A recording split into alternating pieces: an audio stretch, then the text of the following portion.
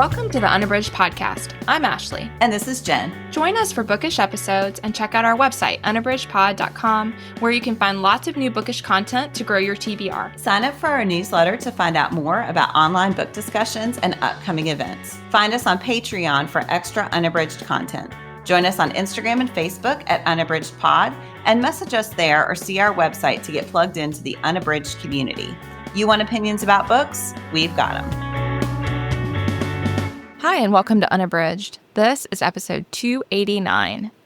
Today, we are excited to share what was a Patreon recording that we did, which is focused on Nella Larsen's passing, and we're discussing the film adaptation. We'll also link in the show notes our book club episode. We did discuss the book as well and thoroughly enjoyed reading it and then watching the movie, so we're excited to share that with you today. Before we get into that, we wanted to share our bookish check-in. Jen, what are you reading? So one of the books I'm reading is Priscilla Morris's Black Butterflies. This is a Read with Tony Buddy read book. And it is just, I'm about halfway through. It is so powerful. So it's set in Sarajevo in 1992. And it focuses on a woman named Zora, who is a teacher and an artist. She lives there with her mother and her husband. And at the beginning of the novel, things have been getting worse in the city. And so, for example, the book opens with her finding squatters in her mother's apartment. Her mother stays with them during the winter months when she is less well. And basically, any uninhabited apartments are taken over in the city. And the police force is just not doing anything about this type of thing. So you can see that the things that make the society work are crumbling. So her mother's health is really poor, and her husband and mother decide to go stay for a little while with their daughter, who is in England, leaving Zora on her own. She's in the middle of a big art piece and feels that she can't leave. And the city falls when she is there alone. And yeah, basically that's sort of where I am as she is realizing she keeps trying to make things normal for herself, as do all of the people around her. And then more and more, they are just unable to. And, phone lines are cut. They lose access to the internet as she's walking to work each morning when she still has a place to go to work. There's a danger of snipers everywhere. And so it's just that the sense of disbelief that she's feeling.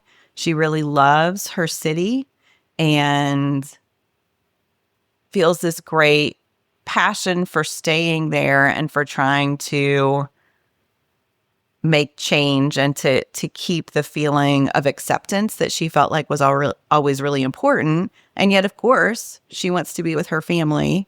So it's been a tough read. It's a powerful read, and the writing is just beautiful. So I highly recommend it, even though I haven't finished it yet. That is Priscilla Morris's Black Butterflies. Well, Jen, I hadn't heard about that one, but yeah, sounds really powerful. Yeah, it is. I am in the midst of, I just realized as I was describing it, several very heavy books right now. So actually it sounds a lot like the buddy read that we did, set in Syria. Okay, but as long as the lemon trees grow, that a lot of those same feelings come up in that book of you're passionate about your country, a sense of place, a sense of responsibility for the people around you. And yet, at what point do you care for yourself and your loved ones over that dedication to place and community? And those are really hard questions. Yeah. Several of us in the chat brought up that book. And yeah, the parallels, even though they are in different places, I think that feeling of helplessness as you watch the place that you love crumble around you is common to both. And just the way the regimes that are coming into power are hitting at the very things that made life livable it's really striking. So, yeah. All right. Well, maybe on a lighter note, I hope. What are you reading, Ashley? This one is much more focused on my own well-being. So this is Amy Wilson's Happy to Help, and it has a subtitle, Adventures of a People Pleaser. And I am loving this. This is a series of essays. It is a look at how women are conditioned to be happy to help, as the title suggests, And I'm doing a lot of hard work in that department to try to not constantly. In fact, so on the cover, it is all text on the cover, and it's like, no problem. It's on my way. I'll be right on that. I think I can make it. No, thanks. I'm good. Don't worry. I got it. And I feel that all of my clients that I work with these days, that is what they love. That I'm like, got it. No problem. On it. Already doing it. And that is very satisfying, right? You do those things and it feels really good because everyone is very affirming. And long range, it is not great, as many of you listening experience firsthand. So I am really appreciating it. It does not offer answers. She does not try to say all these solutions. It does not feel like a self-help book, though I probably need some of those in this department as well. But it is very much just about, each essay focuses on different things, but all of them have this common thread of the ways in which she was conditioned, continues to be conditioned to be that way, and how difficult it is for everyone if she tries to move out of that groove at any time. And all of that feels very resonant to me. So again, that is Amy Wilson's Happy to Help: Adventures of a People Pleaser. And it is a series of essays. I'm listening to it. She reads it. I really like it. I don't know if I feel seen or targeted, but yes. I know. I mean, some of them I've been like, oh, this is so. And in fact, it reminds me a little bit of, I talked about this on the podcast, but it's been a couple of years now, of Jesse Klein's I'll Show Myself Out. And same, Jen, that like sometimes I was like, oh, this feels so like powerful and so affirming that someone else is like experiencing exactly what I feel is only in my own brain. And then at other times it's like, oh, I know. It's like illuminating a thing I already knew, but in a lot more clarity. And sometimes having that clearer picture does not feel great. So some of both, but again, really in my life, but especially in my work life, like it is something I'm trying to work on. And so it is helpful to have compassion for myself and the reasons why I, at this point in midlife, have so deeply entrenched this thing that is a problem for me. And also thinking through why it is worth the work to try to, hold some boundaries that in the past I have never held, or those kinds of things. So anyway, it's illuminating. That sounds very good. I don't know if I'm ready for that right now, but maybe someday. I'll put it on my list. Yep. There you go. Well, we hope you enjoy our discussion of the film adaptation of Nella Larsen's passing. And we will pop back on at the end with our Lit Chat game to wrap up today's episode.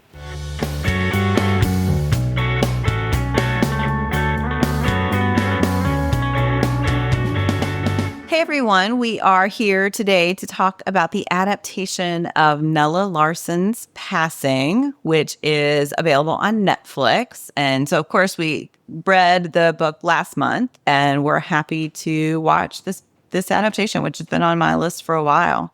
Let's just start with overall impressions. Ashley, what do you think? I loved it. I thought it was really well done. I thought it moved well. I thought it captured a lot of what we talked about in the book about the showing of things that were really impactful without having to say it all out loud. So I think I really enjoyed it. What about you, Chen? Yeah, I really there's nothing I can point to that didn't work for me. I thought it was beautifully done. I think the acting is incredible. I wasn't swept away quite as much as I was by the book. That was true, and that for me just too. might be because it was my second time through the story, or I'm crazy busy right now. I don't know why, but yeah, I think it's remarkably well done, and I just think the choices that they made, like you said, there's so much silence that is really powerful through the film.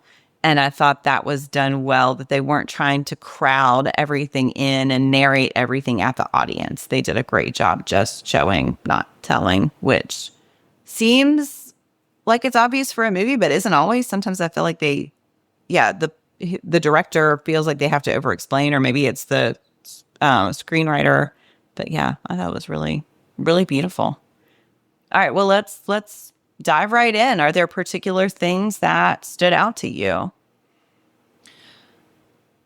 When I'm thinking about, yeah, I mean, I agree. I do think that was true about the showing, not telling. I will say there were times if I had not read the book, I do think there could have been a little more Hmm. commentary. So I don't love voiceover a lot of times, but there were times where like I felt like the audience needed to be a little more in on what was happening. But um, something that really stood out to me at the beginning was the tension in the hotel. Hmm. So, like, right at the start, I think that whole scene was really impactful because we both felt the tension of Irene being in a white space and her discomfort with that, but also the ease with what she could be there.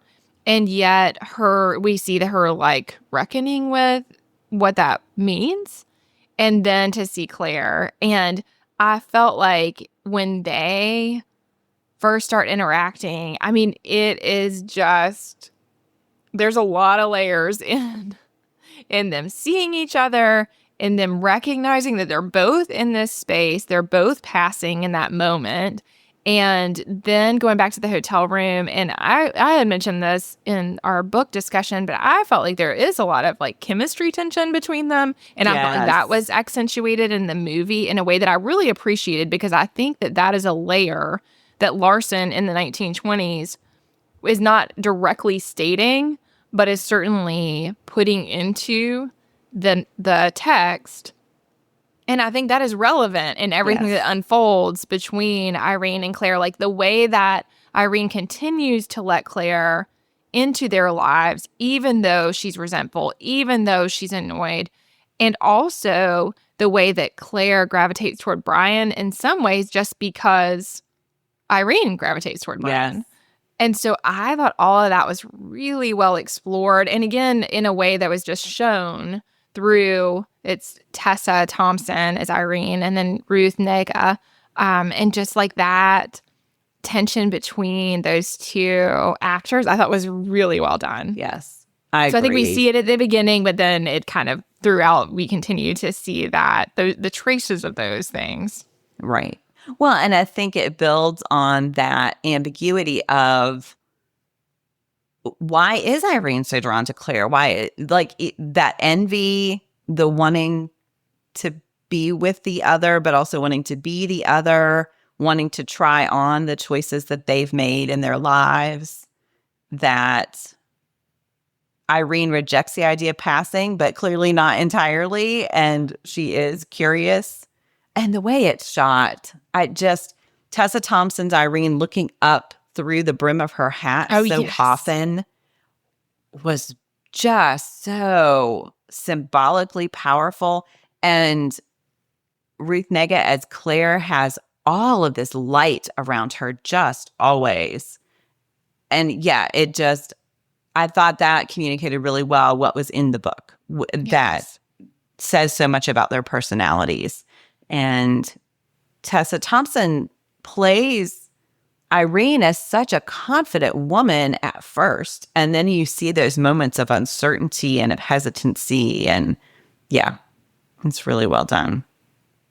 I think Alexander Skarsgård as the horrible husband, Jack Ballou, he's always a good evil guy, but played that particular type of ugliness really well. And He's so physically imposing. Like, I mean, mhm, I wanted to Google how tall he was because I was like, yeah, oh my gosh. And some of it was the way the screen was shot, like the angle. yeah. But I mean, I do think he's tall. Here, I mean, he must be, right? I mean, she looked like she was half his size. yeah, And so he's just like physically daunting also. And yet he has such a handsome face. And I thought like all of that was so interesting because yeah, I think that casting, he's such a small part. He's a small part in the book in a lot of ways, and he's a very small part in the film. And yet his presence is looming. yes, And I felt like all of that unfolded in a way that propelled the story really well.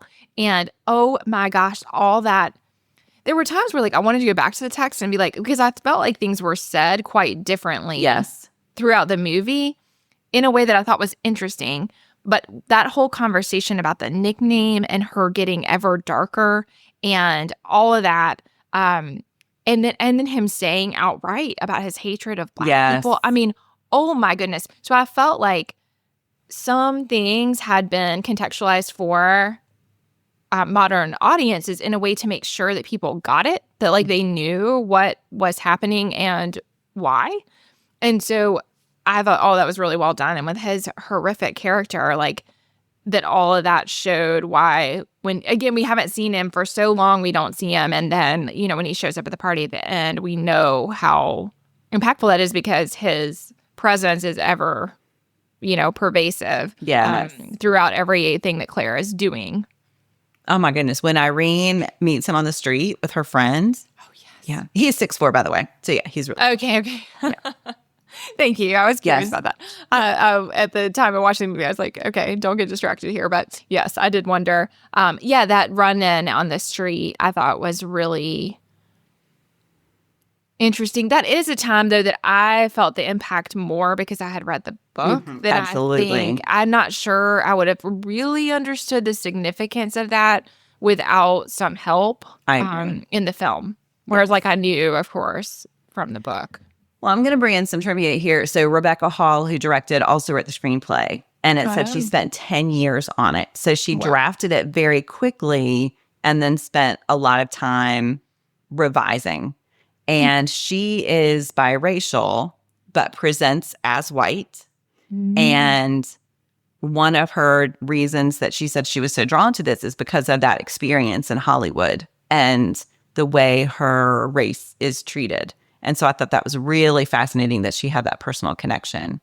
And she said when she was casting the roles of Irene and Claire, she wanted actresses who could both play the other role because she felt like there needed to be that physical similarity because that mirroring was such an important part of the choices that they'd made. So I thought all of that was just absolutely fascinating. And clearly it was so thoughtfully developed. Yeah, that is fascinating. That is really interesting. Well, and even the end where Claire, we see her body, like you said about the light throughout, and then we see her body on the white snow. And I thought, like, oh my gosh, like there's just so much throughout about highlighting the life she's chosen to live and all the costs of it versus Irene's, which also is costly to her. Yes. I mean, we talked about that when we talked about the novel, but you know, that she also it's costing her a lot. I did think that the film version, I was more acutely aware of the kind of classism and the way that Irene, like I thought that they did a really interesting job of accentuating her, the helper or the servant was Zoo. You know, she was present in the book, but I felt like we had, and you saw some of that commentary there, but I felt like with this, it looks like it's Ashley Ware Jenkins who plays Zoo in this, and I felt like her character was more present, and also we saw the difference between Claire's attitude towards Zoo and Irene's attitude towards Zoo, and I thought that was really illuminating because I think that is an important like subplot of the book that is not necessarily highlighted as much. And so I thought, oh, that was just really interesting. Because Irene is constantly having to establish the distinction between them. There's an insecurity there that Claire does not have to worry about because if you're presenting as white, of course no one's going to get you confused. But yet, I think part of that class focus, you see that in their home, certainly. Yes. Oh my goodness. Yes. And again, I thought that was more accentuated in the film when they did like all the stairs and they're having to go up so high that like they need to be carried. I mean, yes. So I felt like that was really demonstrated well there. And then the glamour of the parties and Irene's whole interactions, every interaction with Hugh. Oh my goodness. That was developed. Again, that was not all that different from on the page, but I thought Camp's acting as Hugh. It's Bill Camp, I think. Is his first? Yeah. Yes. Bill Camp's acting as Hugh. And he was not originally cast in that role. It was someone else who couldn't do it. I forget now who it was supposed to be. And he was local. And so because it was shot on a very low budget, he was able to just slide in. I thought that their relationship was so interesting. And it was originally Benedict Cumberbatch, Oh, which I think would have been so different. that would have been very different. I mean, I think that just age alone comes to mind quickly, unless they tried to age, to make him look a lot older. Because I felt like part of the power of Hugh's character was not only his whiteness and his maleness, like his privilege with which he's walking in the world because he feels so entitled, but also, and feels like every door is open to him, but also his age as part of it too. Yeah. And I thought that their relationship, I thought that was interesting. I felt like there was a lot of commentary there about Irene and Hugh and the dynamics between them that made me think interesting, what's going on here. Like there was like a chemistry there that I didn't notice in the book. Now that doesn't mean that it wasn't present. Maybe it was a nuance I did not pick up on, but I felt like there was some commentary there that we're both supposed to be thinking about whether these people are attracted to each other. Right.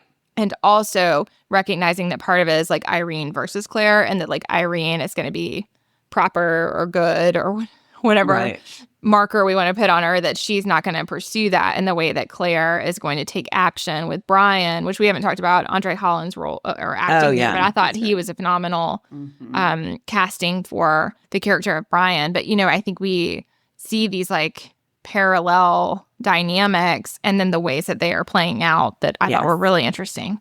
Well, but just even she's looser when she's talking to Hugh. Yes. And so smart in a way that she doesn't get to be or chooses not to be in any other interactions. And so you can see this fierce intelligence and just this. It's interesting because I would think that she would be more tightened up when she was talking to this white man. And yet that was the person with whom she felt most free, which I found just... that dynamic was so fascinating. And I don't know if it's just because there was no expectation and like there was no chance of anything happening. And so she could do that. It was almost like a flirtation with nothing behind it. Or I don't know what it was, but I thought that was really interesting. And just that he does understand her in a way a lot of the other characters don't. I mean, that moment when she drops the teapot and he really cares for her and he does something very kind for her that you can see him making the choice to play it this way. Is real. Yes. In some ways, I think it's because passing the novel, like there's so much going on that like I didn't think a lot about Hugh at all because there's all these other dynamics at play. And in the film, I was just so much more acutely aware of his role. And I think it was highlighted, even though it was still a subplot, I did think it was just highlighted in really interesting ways. And like you said, Jen, it was striking to me, the things that she said and did with him and the freedom with which she did them. And I think you're right that with Brian, we see how tightly she holds everything in order to try to make herself what she thinks he wants her to be. Whereas with Hugh, she's very at ease. Yeah. Yeah, her relationship with Brian, I remember conversations, but the prevalence of their conversations about race and how to handle their conversations with their children really stood out to me in the film. Yeah. The conversations about the man who was lynched in Little Rock and about being called the N-word and all of that, I thought really stood out, just the disparity between the ways that they were approaching raising their kids, and that she is in some ways in denial that because of their wealth and their position, they don't have to tell their kids these things.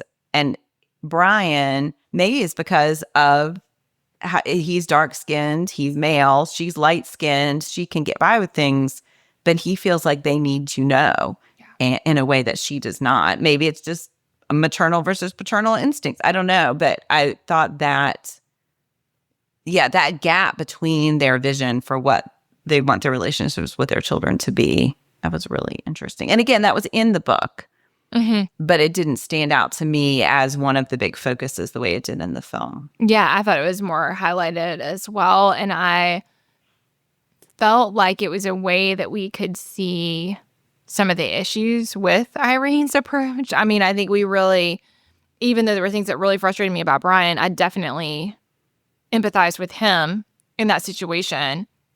and thought, we do have to tell our kids the truth. And it is up to us to help them know and understand and reckon with the world that they are surrounded by. And I understood her desire to protect, but also felt that it was extremely naive. And so I think you really see that in the film, whereas like, yeah, I felt like it was more of a passing comment in the text that was drawn out there. And similarly with him wanting to leave the country, I felt like that was stated more outright in the dialogue and the way that he presented that, whereas like it was more nuanced in the novel. And sometimes I wondered if he really did want that, or if she just projected that she thought he knew she thought he wanted a specific thing, and she was like assuming that, whereas like we saw it outright with him in the film that like that was his desire, is to escape this, completely white supremacist society and go somewhere where those dynamics would not be in play. And again, we can see throughout the film and understanding what the social context is like, why that's desirable. Right. And that they have the agency to do it. So it's like that it was a realistic desire that, he could have taken his family and started a life somewhere else. That wasn't completely outside what is possible for them. Yeah. What did you make of all of her naps? Oh my gosh, what was going on there, Jen? I don't know, because I was like she was drugged? I mean, is she self-medicating? I thought she was self-medicating, like to the point that escape, or I don't know. I thought it had to do with escape, and I thought it was like taking sleeping medication in order to not think, because I think we're supposed to recognize that at that point she knows that there's something going on between Claire and Brian. But they started even before that. Although I did think she started to suspect earlier in the film than she did in the book. Yes. I felt like everything was kind of sped up. Yeah. Because even the thing with John and that whole encounter and her realizing what a horrible person he was, I felt all that happened like much more quickly. Which makes sense. But yeah. I did think all of that was weird. I mean, I was kind of like, what exactly is going on here and why? Yeah. And she's always like, Brian's always having to come wake her up or call her. Yeah. And one of her sons makes the comment, "Oh, are you going back to bed?" And so, So like, is she taking laudanum? Is she? Yeah. Maybe that's an older thing. I always think of the Wild West and a lot of people self-medicating with laudanum. A little bit of opium and alcohol to get you through the day. But yeah, I don't know. I thought that was, again, visually it was arresting and it did give a rhythm to the film. Yeah. But I kept thinking, I feel like I'm supposed to be getting something out of it that I'm just not getting. Right. Well, I think maybe we were supposed to see her mental health deteriorating and that it's like edging her closer to the person who's able to do the push at the end. But it was a little bit, I felt like maybe I wasn't getting the intended effect. Mm-hmm. I was looking back at my notes because I explicitly said, I was like, is she taking meds to sleep? Like, what is happening here? But the crack in the ceiling, I thought was really effective symbolically, and just like that ever deepening fissure. How things are, falling apart more and more. I kept thinking of the yellow wallpaper. Yes. And of The Great Gatsby, because I think there's some real connection between Tom and Jack. Mm-hmm. And I think Claire is very much a Daisy in some ways. Yeah, that's a good comparison. Mm-hmm. And the way she played her accent, I thought that was really, some of it I think is just the time, but there was something very dramatic as an actor in like the way her accent played out. It was really... And I've seen her in other things, but I think that was a deliberate choice. That's not the way she normally talks. Oh, okay. Interesting. Yes, that's a good point about Gatsby. And same, I thought a lot about the yellow wallpaper, and especially when she got into the bed and she's like in the bedroom and the house is reflecting some of the things that she is feeling. So yeah, I felt like we saw, we just kind of how things both were already very fraught at the opening, and yet how they're exponentially worse as things unfurl. Yeah. So I loved the visual thread that Hall chose to put through like all the foreshadowing moments. So you have the man collapsed on the sidewalk at the beginning, clearly foreshadowing Claire. You have she drops the pot out of the window. So it was really interesting. And again, I don't know if I would have picked up on any of that had I not read the book. yeah. But the ways that we see building from the very beginning, this sense of tension and this sense of oppressiveness, that first day when, yeah, she's just overcome out on the sidewalk and going into that white space is a relief, and yet it's not. There's a different kind of oppressiveness and tension. So there's nowhere she can go. She can't go home. There's nowhere she can go that she truly feels free, again, except with Hugh, which I'm not sure what the commentary there is. That, you know, it's that whole idea that when you're at a party, again, this is from Gatsby, that the most intimate place to be is at a party with a lot of people, and then you're totally private and you can be yourself. Is that why? Because she was always with Hugh in public spaces where no one was really paying attention to her. There you go. Yeah, there's a lot about the space and who belongs and who doesn't belong. And I thought it was really powerful when Jack comes to the door and the person says, "Careful, you're the only white person here." Yes. And I thought like that was so resonant, and it also spoke to, of course, Claire is there, and Claire has been spending her adult life passing, and so just this idea of the people who can be somewhat chameleon in those spaces and the people who cannot, and both the privilege but also the oppression of that. And I thought all that was just so interesting, and yet he continues to approach, and I thought like we both see how threatening he is. I mean, again, I think that was a really well cast character because he says virtually nothing, and yet he is terrifying. And so he's like physically threatening, but then also he's really far from her. Yes. And that idea that like, and then Brian accusing him and saying that he must have pushed her. I mean, again, we talked about a lot of that, but I thought that I both wanted that scene to be, I felt like it happened so quickly. And in some ways I wanted to like slow it down a bit. But then also like part of the shock of the book is that it happens in an instant and then it's over. So, you know, I think it is reflective of how it played out in the book in some ways. But yeah, I thought all of that was just really well paced, I guess. I mean, I just thought it was just really interesting about like, there he is. I thought that comment was really powerful.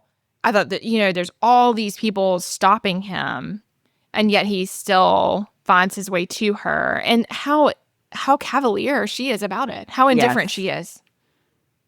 As if to say, I knew this was coming all along. Right. And so what? Well, because Irene has just said, have you ever thought about what would happen? And she's almost yearning for it. Yes, right. In some ways, she just wants it to be over. She wants that to have been discovered so that she can take that next step. Yes, which for Irene is a horrible threat, because if she just comes and lives where they live, she can see the path that is going to be laid out in front of Brian and Claire and and what that'll mean for her. Right. Absolutely. Yep. Yeah. So it was fascinating. It was such a great, and it's not that long. I think it could have been, I'm both torn because I think it could have been a little longer to put back in some of the things that were in the book that weren't in the film. And yet the pacing in parts of it felt quite measured. And so I don't know that it needed to be like 2 hours. Right. I always want all the things to be in it, but would it have made a difference if that interaction between Jack and Claire and their friend whose name Jack and Irene and their friend whose name I can't remember on the sidewalk, did that need to be longer? Did that, what would have been added? Maybe nothing. I don't know. Yeah. It's interesting. Well, 5 stars. I love that. Yes, me too. I thought it was great. Yeah. All right, everyone. Well, thank you as always for your support. And yeah, we hope you had a good time watching Passing. Let us know what you think.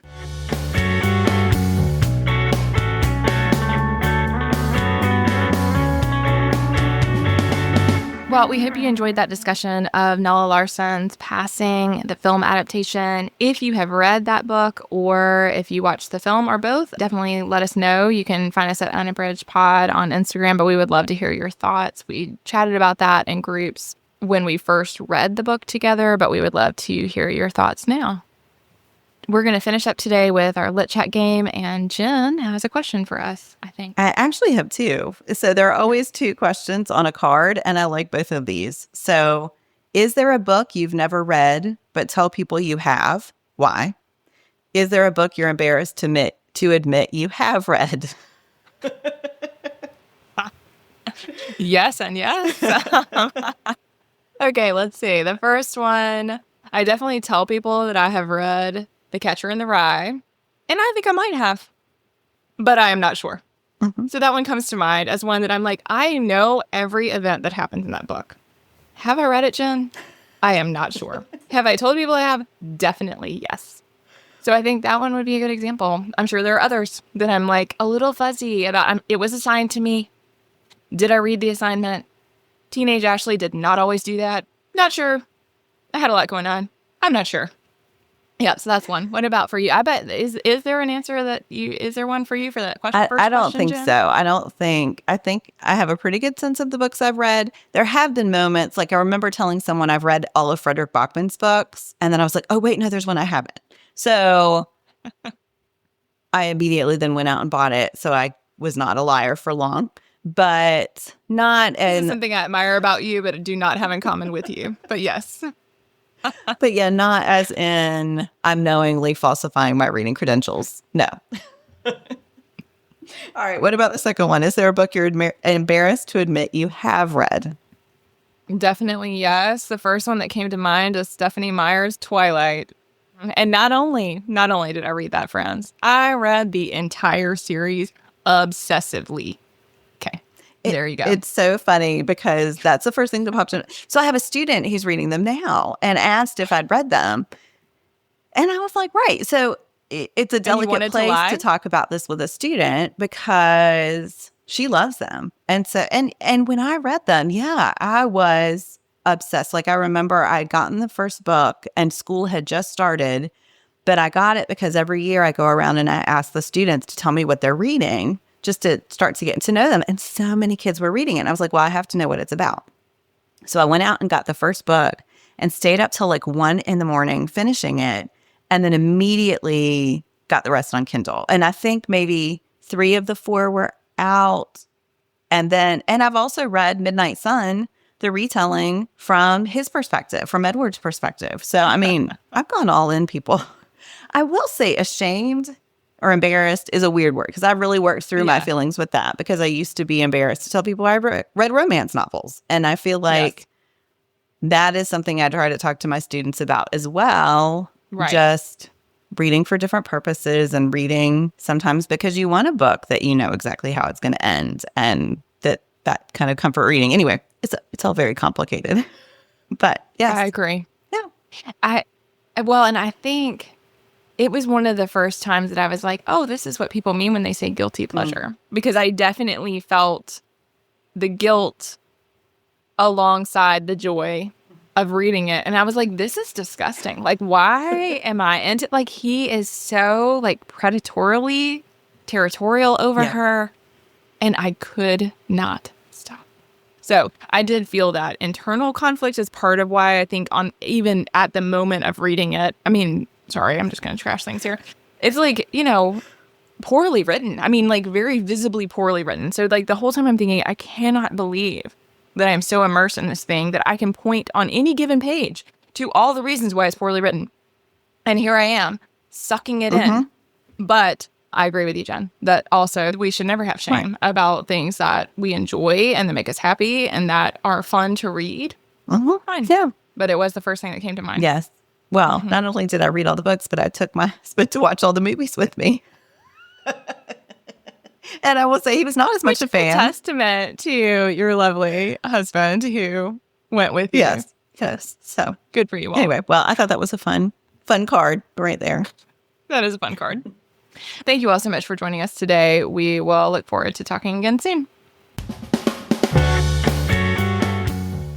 Do you have comments or opinions about what you heard today? We'd love to hear them. You can find us on Instagram, Facebook, and Twitter at Unabridged Pod or on the web at unabridgedpod.com for ways to support us. To get more involved, you can sign up for our newsletter, join a buddy read, or become an ambassador. Thanks for listening to Unabridged.